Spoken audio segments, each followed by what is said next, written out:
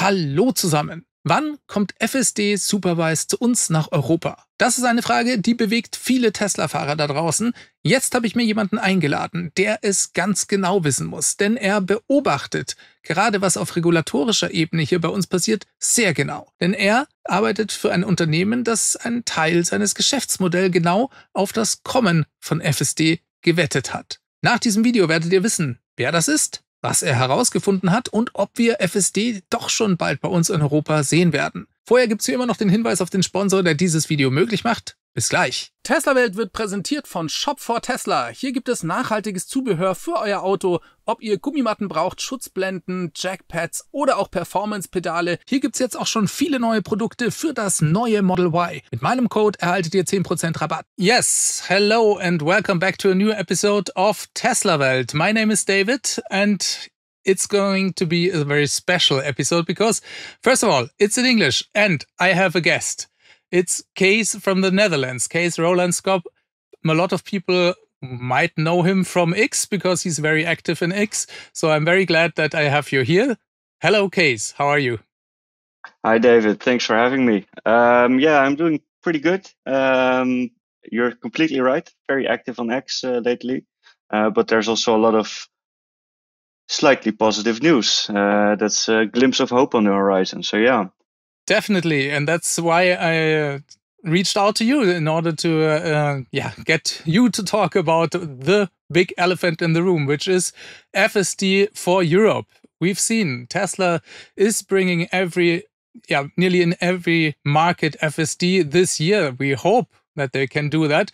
They started out, of course, with North America, but then Tesla brought FSD to China, to the biggest and most important market for Tesla, even though it's also a bit difficult and tricky there for Tesla because they can't really train on the video data from China due to the different problematics between those two countries. And maybe you can tell us a little bit about your job at Mr. Green, because people might not know you work for a company called Mr. Green, and why you are keeping an eye so closely to the FSD topic. Yeah, sure. Well, I started working at Mr. Green, Mr. Green Electric Lease. It's a Dutch leasing company. Leasing a vehicle is like a long-term rental, so you can call it. And I started working there in 2019.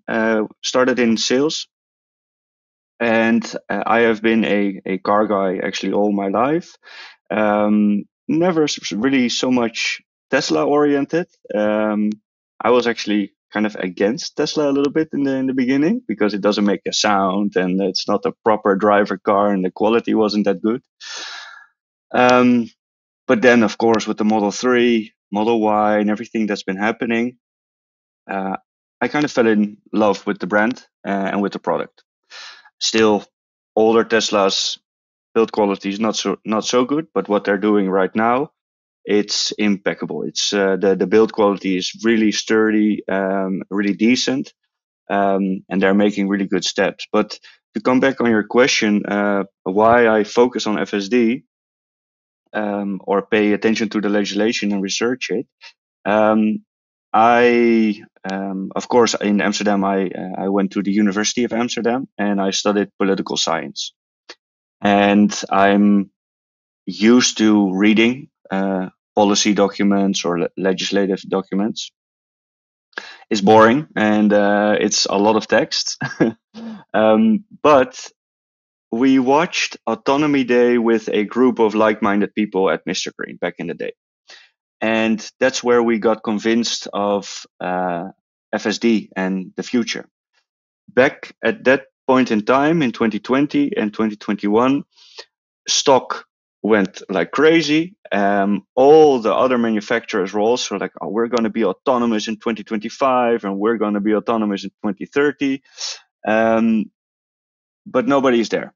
And I felt like it felt for me as a responsibility towards Mr. Green, a company that's making quite a big bet actually by actively buying as much FSD as possible. And at that point in time, FSD was, I believe, around 5,000 euro. Then they did a first price increase to 6,400 euros, and then it went to 7,500 euros. So we ordered it in batches, but most of it was 7,500. So that's a big investment. And So I wanted, basically, just to get that straight, so Mr. Green is having a huge fleet of Tesla vehicles, and you're betting on the fact that Tesla is getting there with FSD, and so you bought for all your vehicles FSD, right? yeah, kind of. So Mr. Green was founded in 2008, and since 2013, the focus has been full pull on Tesla. Over the years, I think Mr. Green in grand total has bought, I think, roughly 10,000 Teslas, and we sell off all the non-FSD capable vehicles. So everything that's after 2018 and above, we try to keep them in the fleet.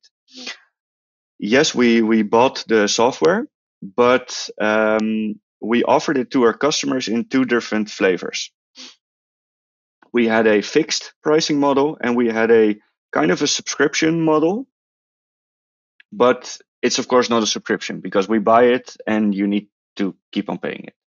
But we wanted to have as many cars fitted with FSD.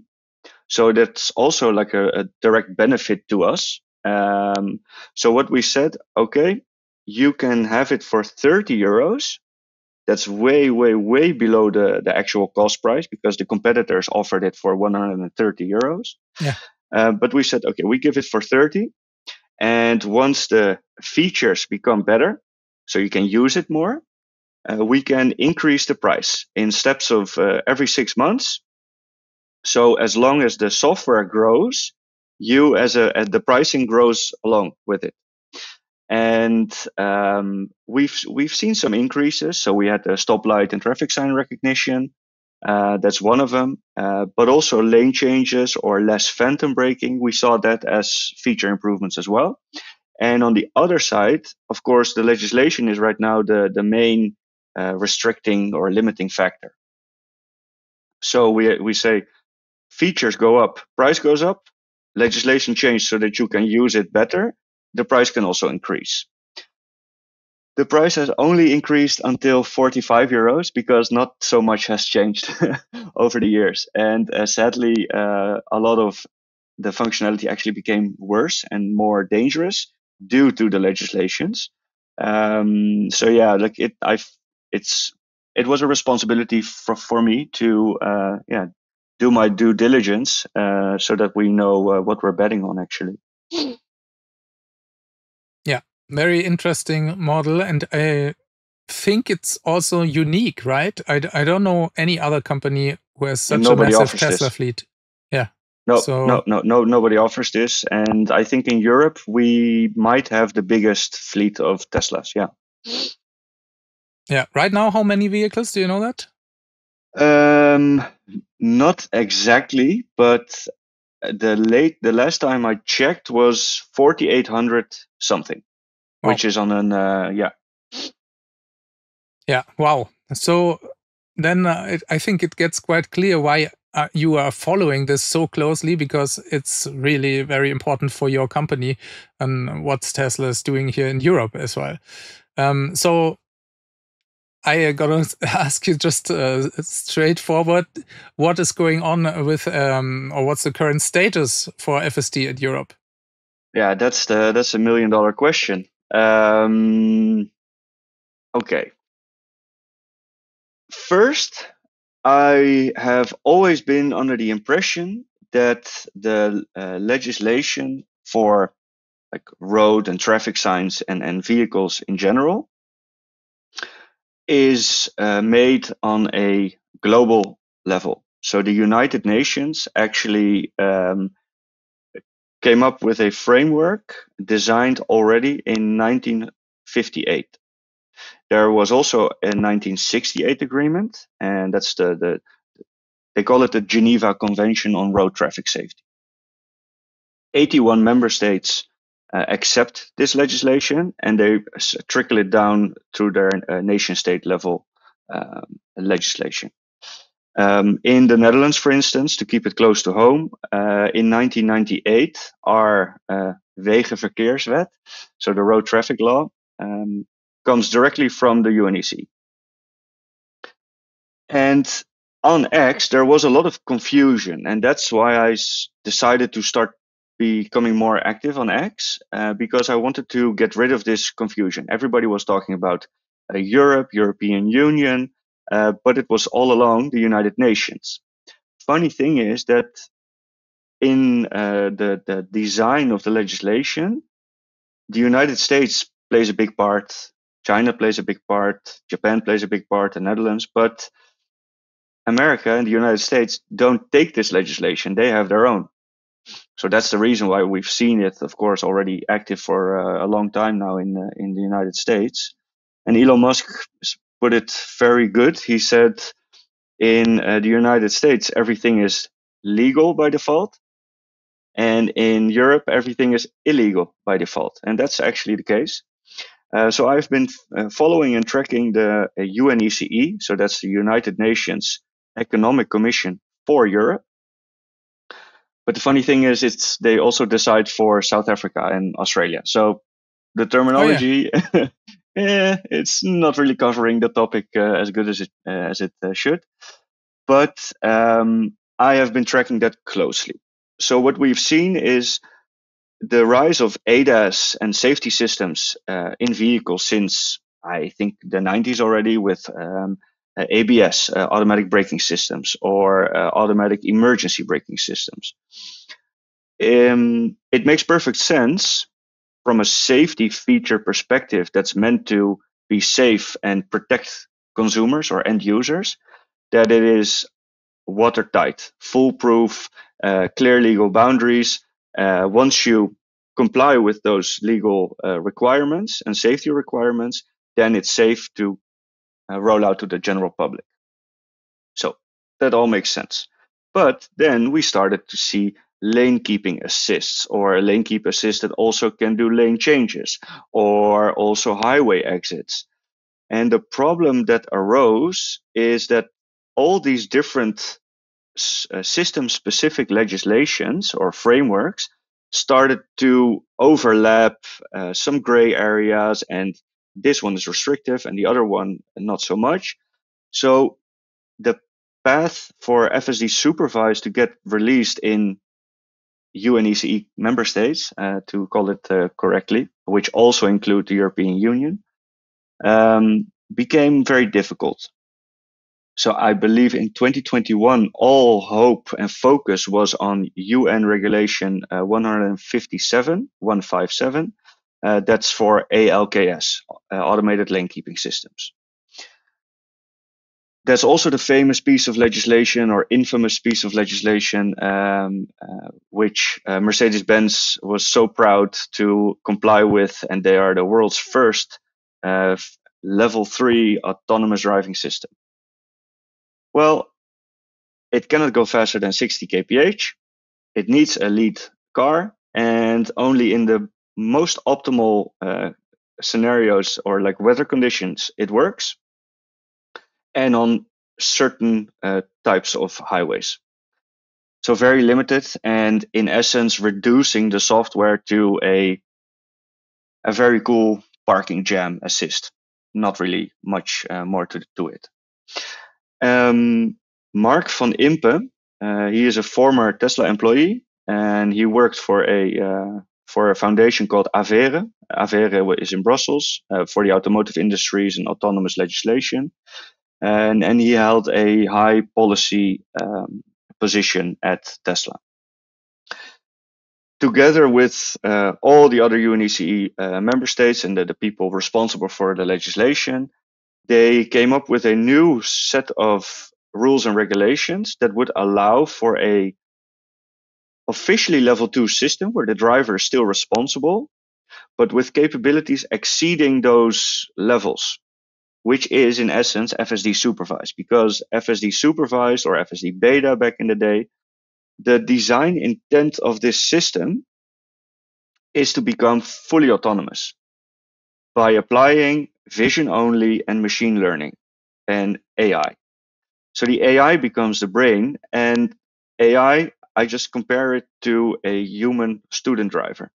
You need to teach the student how to drive, and it needs to make mistakes to learn. But the regulation was so restrictive that it couldn't even make a mistake. And we all know from like a historical perspective, by making mistakes, a human learns. So the same logic applies to a self-learning AI system, and of course also the training data that you put into that system. So they decided to come up with a new framework. It's a UN regulation 171, and again, an acronym, DCAS, Dynamically Controlled Assistant Systems. And that's kind of supposed to be an umbrella legislative framework that's less restrictive and would allow for FSD supervised to be legal in Europe, whilst the driver is still responsible for the behavior of the vehicle. It was all looking very positive in, let's say, May last year, between May and September.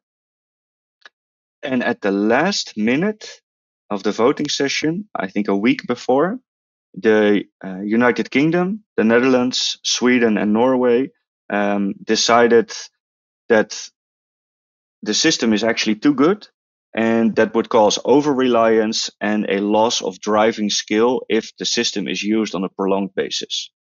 So back to square one and essentially degrading FSD supervised again to enhanced autopilot or in functionality. And then I found out something that the EU, which is a contracting party to the UNECE agreement, but they can also do their own legislation. And in January, Ursula von der Leyen, the president of the European Commission, she has announced the action plan of the European Commission. That action plan consists of 5 pillars. Go look it up. But one of those pillars is for the European automotive industry. So they're going to invest big time, and they want to make sure that the European automotive industry, can stay competitive. In essence, that's a very good sign. But I was still under the impression that the European Union doesn't have to do anything with it. But there is a pathway to get FSD supervised in Europe by using an exemption. So the European Commission or the European Union has already a long time ago created this Article 39 that a car manufacturer and every innovative company which wants to introduce an innovative technology before the whole legal framework is established. So what they can do is they can apply for this exemption for the homologation rules. But they need to provide proof and evidence that the system is at least as safe as a human or better. And the main type approval authority, which has a very strong voice, historically speaking, in the European Commission and also UNECE, is the Dutch type approval authority. It's called RDW, which stands for the Rijksdienst Wegverkeer. Similar to German, but not so much. But I think you can understand what I'm saying here. And it's kind of like in Germany we have the KBA, right? Yeah. So it's the equivalent, exactly. Exactly. And like all type approvals for the European Union go through RDW. It's still a black box for me, but the fact that this path is there and that it has been invisible for many is actually very striking to me. And it makes perfect sense because Elon Musk himself said at the shareholder meeting for like the Q4 results that he said that they were aiming for March 2025 to get global regulatory approval. And in November, they published this list of the roadmap. Tesla AI account did that. And they checked all the boxes except for the European regulations. And Elon Musk said, yeah, the Netherlands is our primary regulatory authority, and we need to deliver them with proof, and then they can bring that to the European Union, or actually the European Commission in this sense, to vote on it. That vote will take place in May, and in this month, the Tesla, I think they have already provided RDW with the necessary testing results. So that's a very positive sign. And But once that you're guessing that, or do you have any well, proof 2 for days that? later, I found proof that in Norway they have actually already filed for this exemption, and the exemption was granted.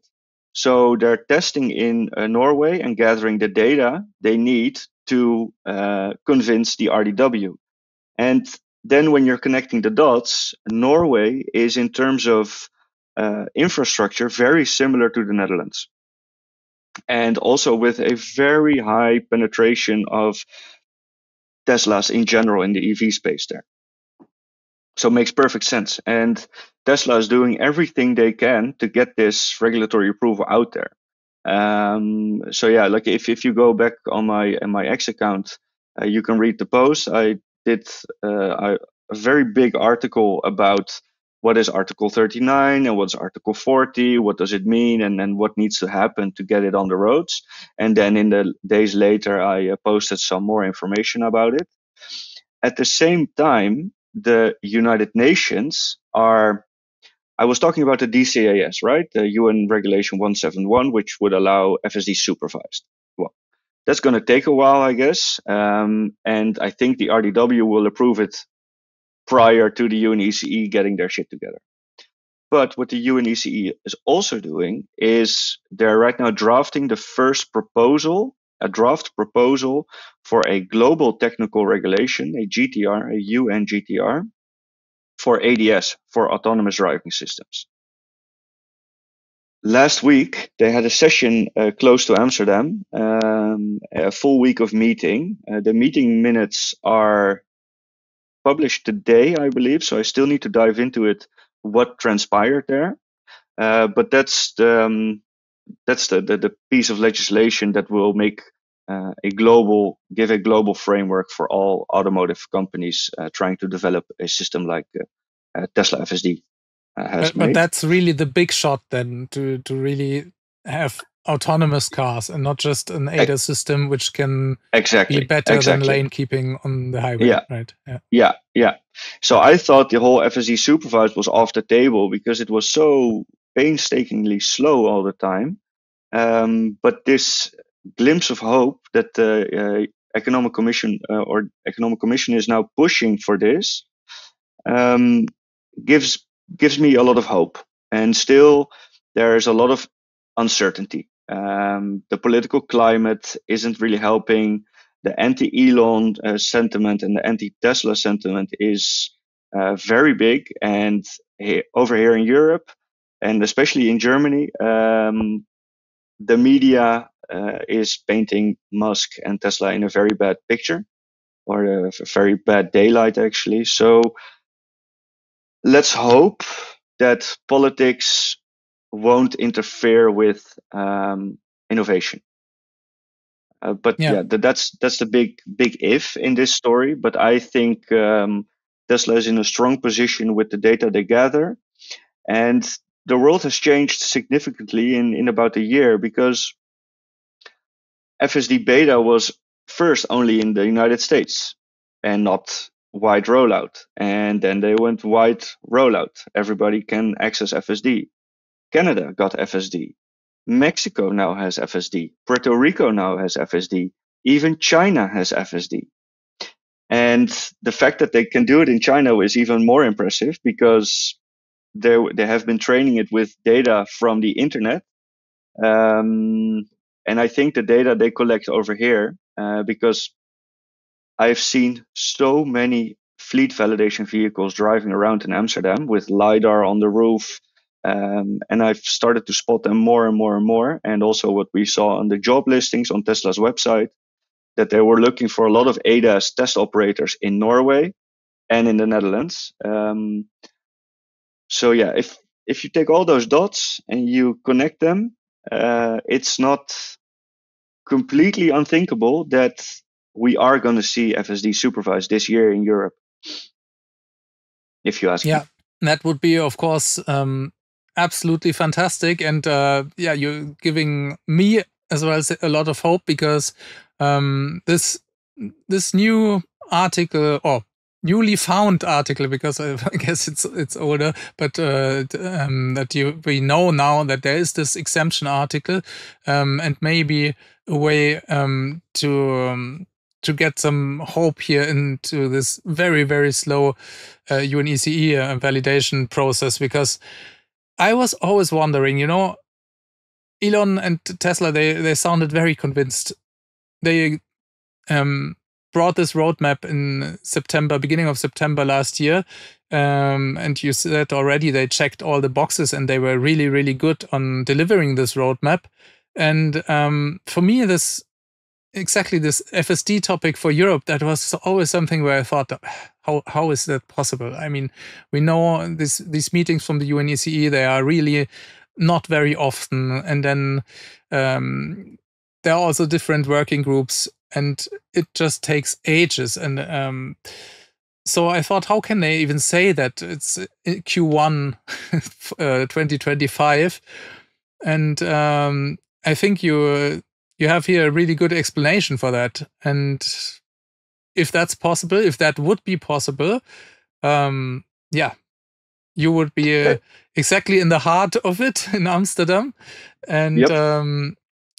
looking very much forward to that. Do you?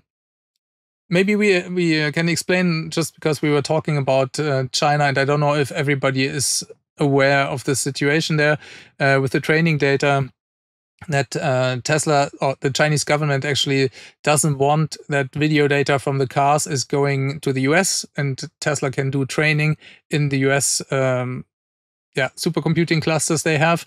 And in the other way around, the US government doesn't want that the supercomputing clusters and the chips go to China.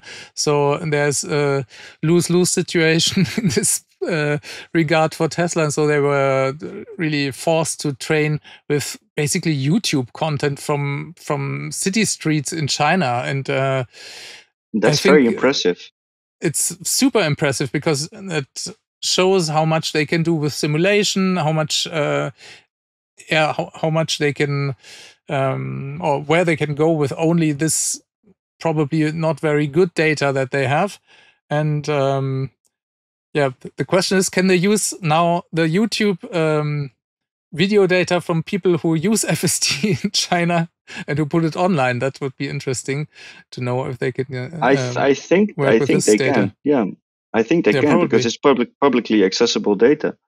And what's to me very striking is the fact that, okay, it makes some mistakes, but it has never been trained on like the real data, so that they're already achieving this level of functionality and safety with sourcing online training data. That's very cool. But what for me is striking is the foundation model is already good enough.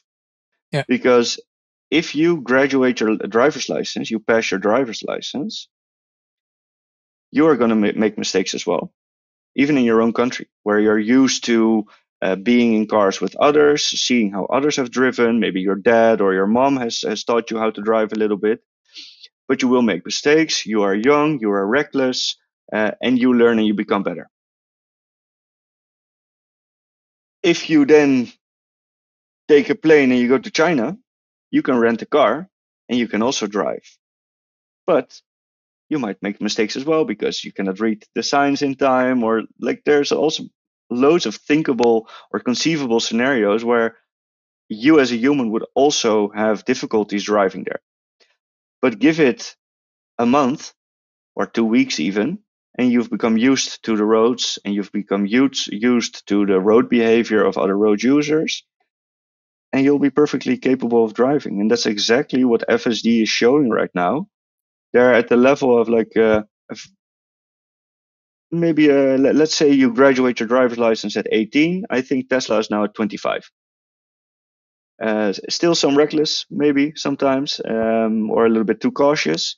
But what we're seeing right now is very, very, very impressive. So it makes perfect sense if it can come to Europe as well, because the infrastructure here and the signage in general, the road signs, it's so more,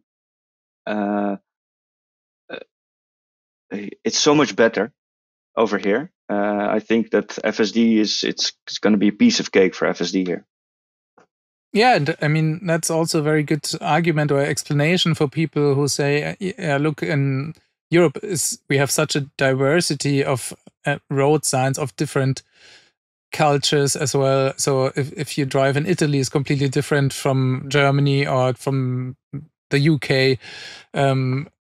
So how can FSD ever work here? They have to adapt it to each country, and I think that, or even this Chinese example is a great example here to show that the ground truth for the system, which is just don't crash, basically, that works everywhere, and that works already. And from there on, they just can go ahead, and the model's gonna get better by learning and by looking what the other people are doing on the road. And basically, that's also something that Tesla can already do with the existing fleet. So I agree with you on this point that Europe's not going to be a very complicated for FSD, I guess. No, if they can make it work in China with all the scooters and the amount of people on the roads there, then even Amsterdam is like a piece of cake. Yeah, definitely. I've been to Shanghai and it's just crazy. I know a friend of mine was there with his company, and they wouldn't allow him to drive because it was just too dangerous. So they got him a driver basically, and that was really because of this, because they said you need locals here, otherwise you're gonna get problems. Yeah, and then FSD is now as good as a local, not causing accidents and maneuvering through very, very busy city traffic. So they're doing a great job. And didn't Elon also say that for years already he's saying about we need 6 billion miles of FSD driven to get regulatory approval?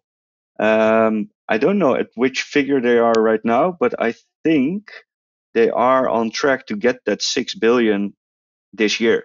So that would make it even more full circle.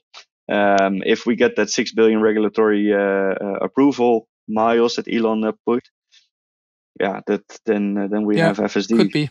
I don't know the number off the top of my head, but that's very, very likely, and would be again a good example for a prediction of Elon that is actually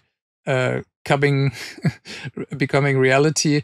So much for his track record, because a lot of people, especially in Germany, think that he's never delivering on promises. But if you take a close look at what he said, then you can see that over the time, look at the master plan. He's done everything. He's leaving breadcrumbs everywhere, and he always delivers. And then if you go back, the numbers that he's giving are often exactly the numbers in reality. Mm-hmm. An example would be, for example, an interview he's done 2014, I think, where he said, in I think 2020 we're gonna build 500,000 vehicles a year, and he was spot on.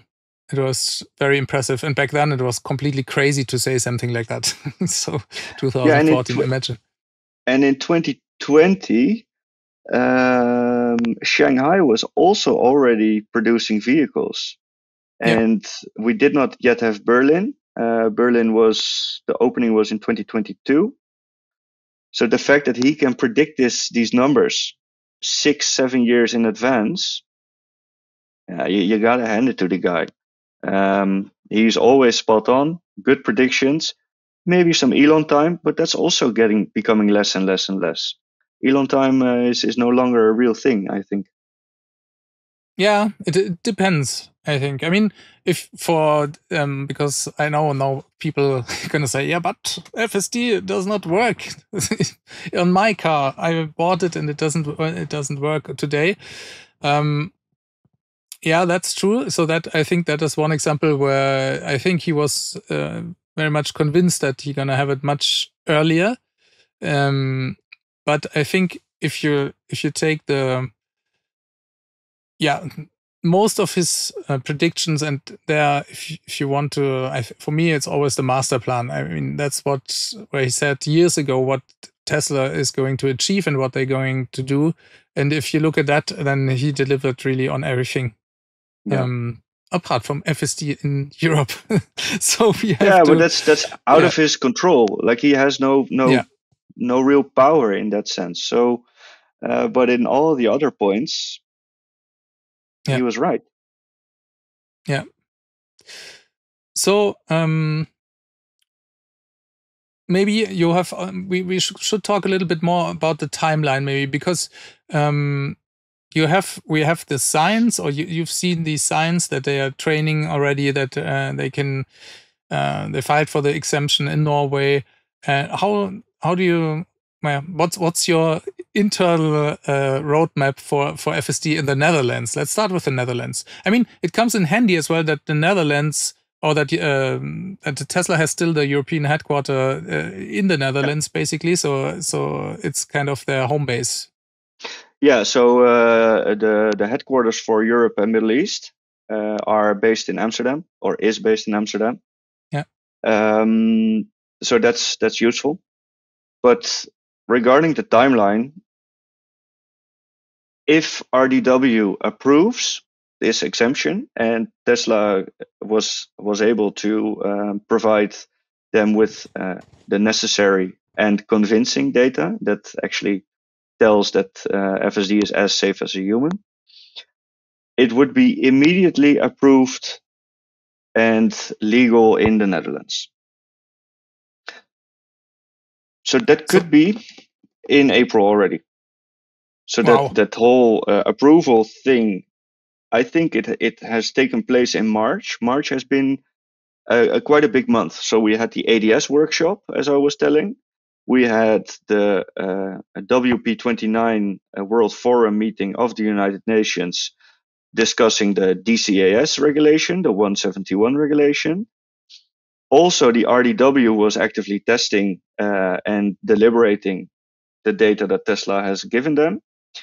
And the Economic Commission will vote on it in May. So if that vote turns out positive, nation states will start to, like EU member states will start to implement the legislation on their own nation state levels. So the most optimistic scenario, like really optimistic, we could possibly see FSD supervised on Dutch roads in April. If that would happen, other countries could already decide to just take this ruling from the RDW and the approval, and they can pre-approve it as well. So they can introduce it also in their country, or they wait for the Economic Commission, the European Commission, to vote on it. So let's say my prediction, a little bit less optimistic. Let's say around the end of Q3, we might see an introduction of FSD supervised in European countries, and the Netherlands might be a little bit earlier. Yeah, that would be really, really awesome. So, and just to get it straight, right? These they are not really connected.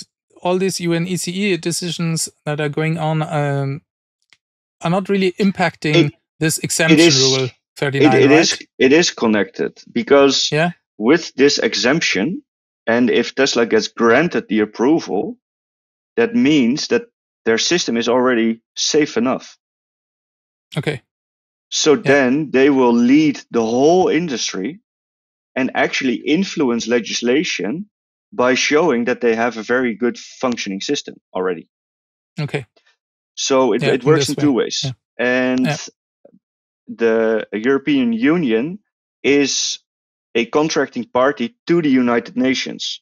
So they work separately, but they're also interconnected, because if the UNECE is first, then the EU would need to implement it in their own countries. But if the EU is now making legislation and that's quicker than the United Nations, they wouldn't necessarily need to ratify the agreement anymore and accept that legislation. So it's now starting to become more and more like a race. That there's going to be a race. Is the EU going to be first, or is the UNECE going to be first? And yeah, if you ask me, we sure can use some positive news regarding the European Union, because the only thing they could decide on was whether or not the water bottle cap needed to be attached or not. It's now time for some real innovation. Show it, European Union. Ball's in your court. Yeah, that would be really awesome. And I guess, if it's my personal speculation here, but I guess if the Netherlands would do that and the testing data comes from Norway, then I think that would be basically on the same time. I mean, I couldn't see why they wouldn't do it in Norway neither. Then no, because if it is proven in Norway as well, Norway can, their type approval authority can then just take the RDW ruling and also implement it there. Yes, completely right. But they're also gathering the data here. So the first time I started spotting these fleet validation vehicles is, I think, almost 2 years ago. So we've seen them in Germany as well. Like we have regular pictures of and there was also this video, I think, from somewhere last year, that there was also a regulator showing around FSD, and we've even seen the jailbroken FSD in the Cybertruck, and that also worked. Yes, that's true. No, I mean, you're talking. I think you're talking about this German example. That was actually the guy that you were talking about earlier, from who used to be a Tesla, Mark von Impe, I think it was his name. Mm-hmm. And he was driving a regulator, I think, from Sweden, if I remember correctly, around at a conference in Munich, and they had FSD supervised on just a normal Tesla car in the middle of Munich, which was very surprising and very encouraging at the same time. So yes, I guess it's Europe-wide. So they have been driving around as Tesla employees, internally testing it, gathering the data. But the thing is, I think most of the regulators aren't as innovative as they should be, and they are the information requests or the data requests that they state that they need might not be the same as the way that Tesla gathers the data, or they haven't yet started gathering that data. Because one of the things in the Series 1 amendment from the UNECE, like what I was talking about, that the UK and the Netherlands opposed at the last minute, is they want to have proof that there is no loss of driving skill over a period of time with prolonged use of FSD. But I haven't driven on my bike for, and even I live in Amsterdam, so that's really weird. But I don't even have a bike anymore. But I've stopped driving my bike for, I think, 4 years already. I still know how to ride a bike. Yeah. So why would there be a loss of driving skill, as if we would magically lose that skill? No, of course not. But they want to have scientifically proven data and establish a baseline. What's the base driver skill, and what's the temporal decline of that driving skill? Yeah. no autonomous driving system company is interested in that data.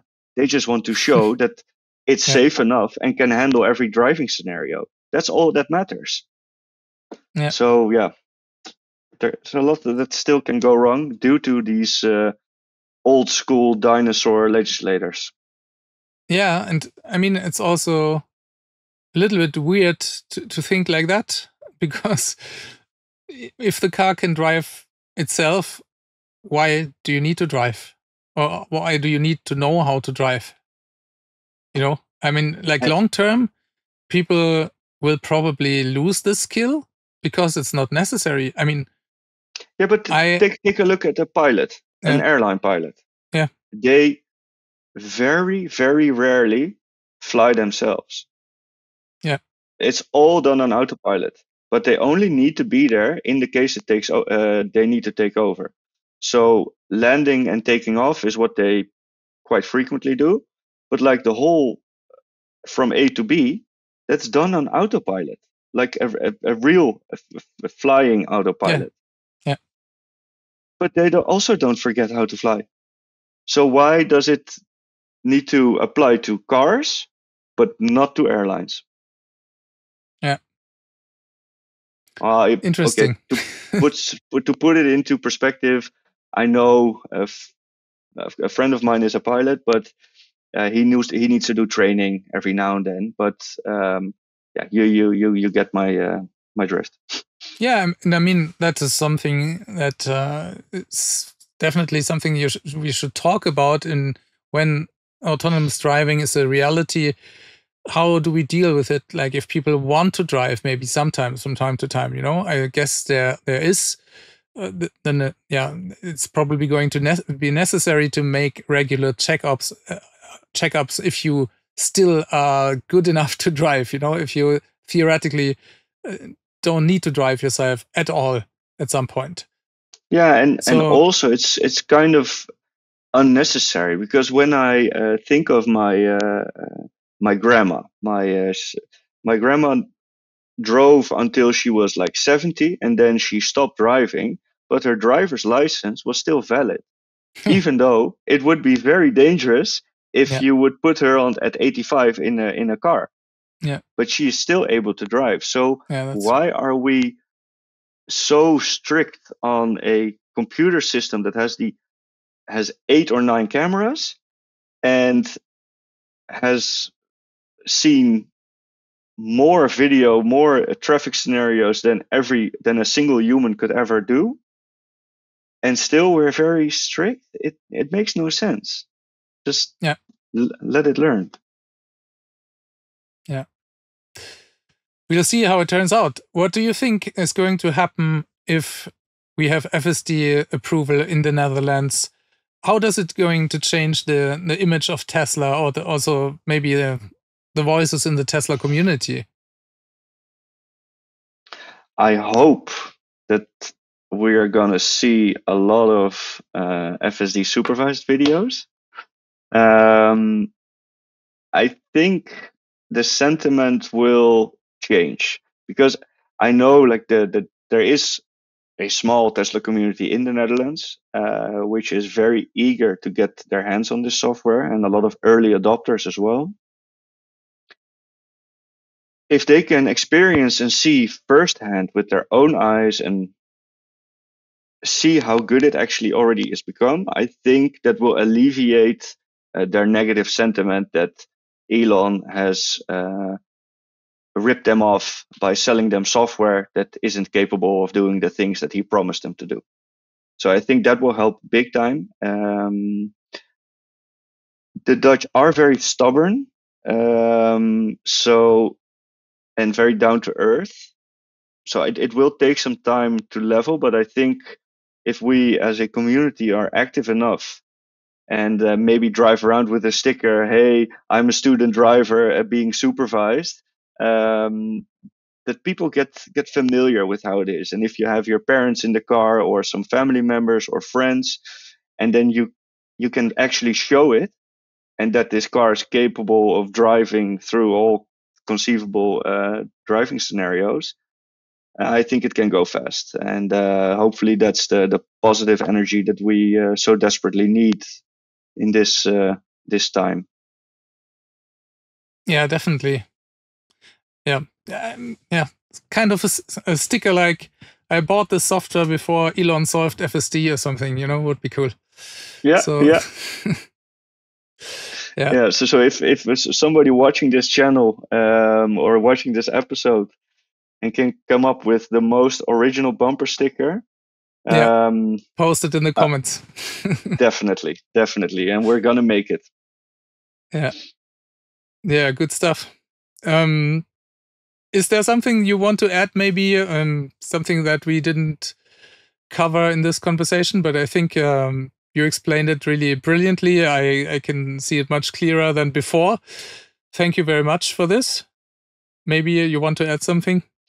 Well, I think if I add more stuff, it's going to be more confusing. So I think I did it okay enough for people that aren't familiar with the matter to get a basic understanding.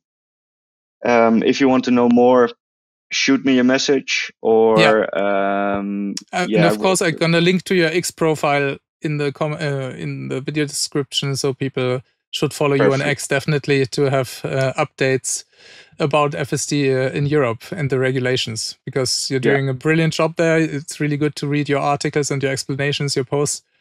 Thanks. Good stuff, and very much looking forward to I mean, you know what, I'm coming to Amsterdam if they do that really, and if we have it in April in the Netherlands, then I gonna come over. Promise. Well, we have enough cars with FSD, so if that's indeed the case, more than happy to host you and provide you with a car to test it, or we're gonna test drive it together. Let's do that. You're always welcome. Great, good stuff. Thank you very much. And for everybody, follow Kees on X, and if you like this video, hit the abonnement button and like the video. Thank you very much. Bye bye. Thanks, David. Bye bye. Falls ihr diesen Kanal unterstützen wollt, dann schaut mal bei Shop for Tesla rein. Hier gibt es nachhaltiges Zubehör. Ihr bekommt 10% Rabatt auf jetzt alle Produkte und ihr unterstützt damit auch weiter den Kanal. Diese Sendung wurde freundlicherweise vom Tesla Owners Club Helvetia in der Schweiz und dem TFF, dem Tesla Fahrer und Freunde e.V. unterstützt.